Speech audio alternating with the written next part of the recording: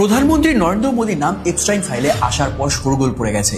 বলা হচ্ছে পিএম মোদী নাকি ডোনাল্ড ট্রাম্পকে খুশি করতে নেচেছিলেন। আগে একটা ভিডিওতে জানিয়েছিলাম কোটিপতি বিজনেসম্যান জেফ্রি এপস্টাইন বিশ্ব জুড়ে র্যাকেট চালাতো, যৌন নির্যাতন করতো মেয়েদের, ছোট ছোট মেয়েদের বন্দি করে রেখেছিল একটা আইল্যান্ডে।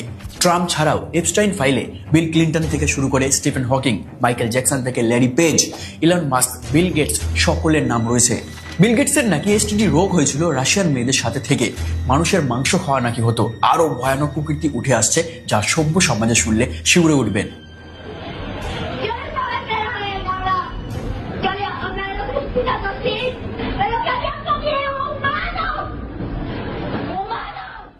পঁচিশ 26 জুন 2017 মোদী ইউএস গিয়েছিলেন এবং 4 থেকে 6 জুলাই ইসরায়েল গিয়েছিলেন।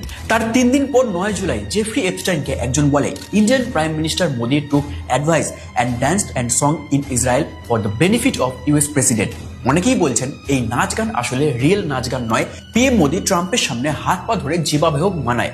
সবাই ভেবেছিল মোদী ইউএসএতে ভোট চাইতে গেছে এবং ট্রাম্পের জন্য ওয়েলকাম ট্রাম্পের মতন ইভেন্ট অর্গানাইজ করে।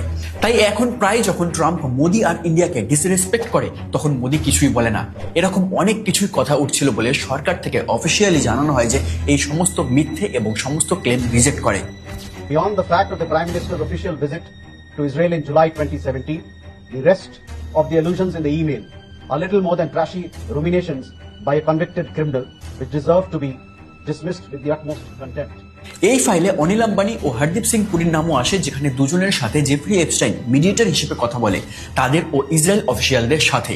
নরেন্দ্র মোদী, অনিল আম্বানি বা হরদীপ পুরী কারোর নামই এপস্টাইনের নোংরা কীর্তির সাথে জড়িত পাওয়া যায়নি, কিন্তু এপস্টাইন ইন্ডিয়া এবং ইউএস অফিসিয়ালদের মাঝে ইম্পর্টেন্ট পার্সন ছিলেন।